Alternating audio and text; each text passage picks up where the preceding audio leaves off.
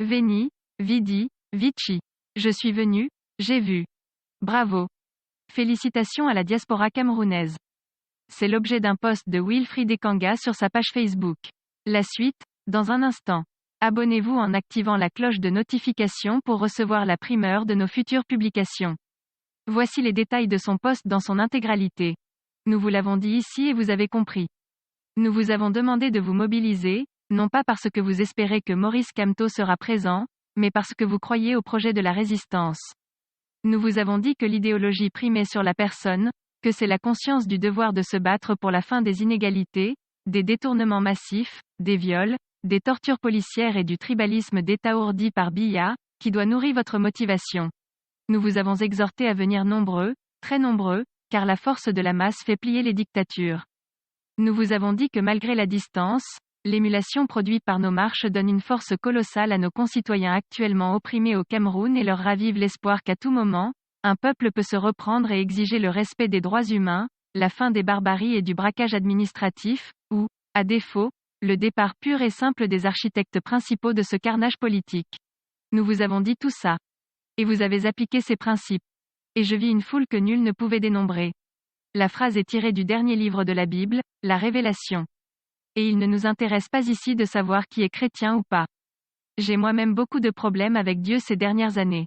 Mais l'essentiel se trouve ailleurs. L'essentiel est dans le constat que cette phrase colle parfaitement avec ce que nos yeux ont vu hier à Paris, entre la place de la République et le centre-ville, une marée humaine. La fête fut si belle, les cœurs si joyeux, un véritable orchestre sociopolitique. Regardez la mine froissée et enguirlandée de nos adversaires.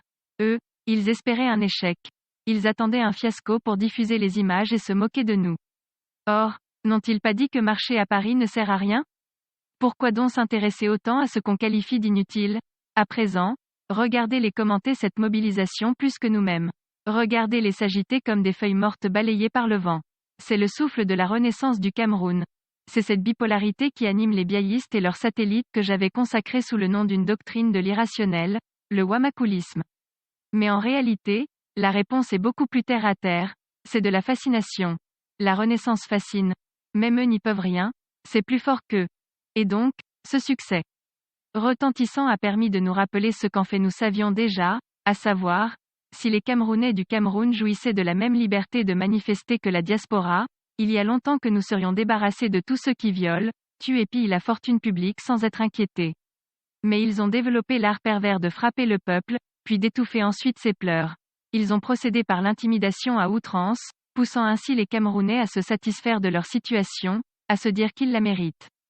Et à remercier même ceux qui les ont mis dedans. Mais comme vous pouvez le voir, nous n'avons rien lâché. Le Covid commence à peine à s'en aller que nous reprenons le train de la Renaissance dans la station où on l'avait garé. Nous occupons de nouveau le devant de la scène et nous n'allons rien lâcher. Car nous ici on est libres. Libres de dire que nous n'aimons pas Paul Biya, que son bilan est inexistant et qu'il n'a aucun projet pour le pays. Il n'y a d'ailleurs pas de vérité plus éclatante que celle-là. Alors on n'est pas fatigué du tout. La révolution ne s'arrête qu'avec la chute des dictatures. Que ceux qui nous demandent, vous n'en avez pas assez ? Aillent vite à la pharmacie la plus proche s'acheter de la ventoline ou un défibrillateur, parce que nous venons à peine de recommencer à déranger. La fin d'année 2021 va être très, très, longue. En bref, ceci n'était qu'une mise en bouche, un échauffement après une longue pause forcée.